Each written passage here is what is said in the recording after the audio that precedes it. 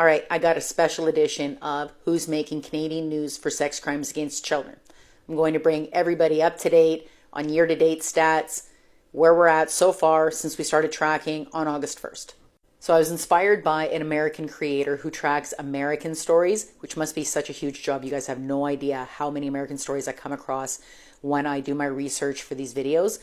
Anyways, I was inspired by her and I started tracking everybody in Canadian news starting on August 1st.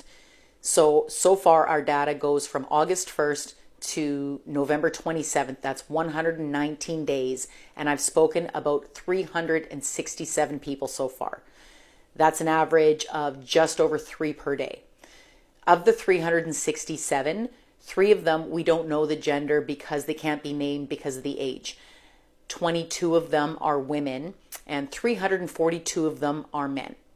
So far, there hasn't been any drag queens or any transgender people identified in the news for sex crimes against children. But teachers are, 40 of them. That's a lot. That's more than 10%. But as far as the concerns from the parents who are anti-SOGI go, most of their concerns are about the public school in elementary schools, and we only had 4 of those. So the school category overall had 56 of the 367. Of the 56, 40 were teachers, 3 were educational assistants, 5 principals, 1 vice principal, 3 counselors, a custodian, 1 employee that they didn't specify how they worked at the school, and 2 substitute teachers. So of the 56 in the school category, 27 of those are private schools run by churches. 22 of them were public schools and 7 of them weren't identified.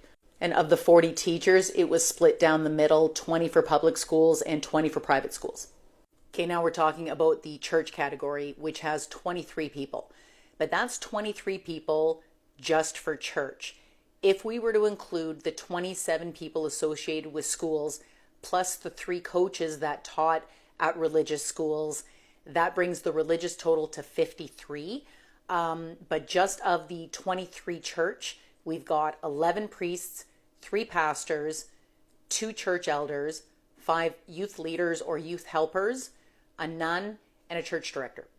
So the overall school category has 56 and the overall religious category has 53, but 27 of them are crossovers.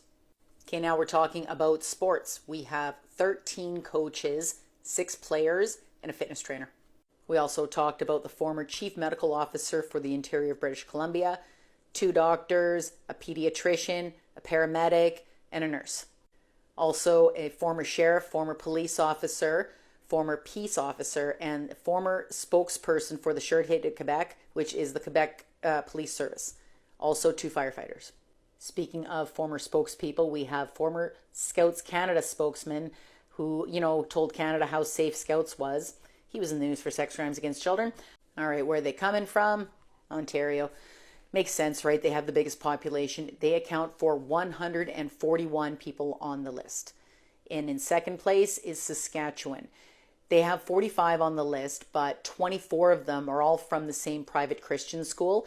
They're all named in the same class action lawsuit. 4 of them have criminal charges. 1 of them has already pled guilty. Another creator who's here on TikTok, Sass Kate, she's behind the lawsuit and she gives a lot of updates of what's happening in the courts with the people with the criminal charges as well as the civil suit.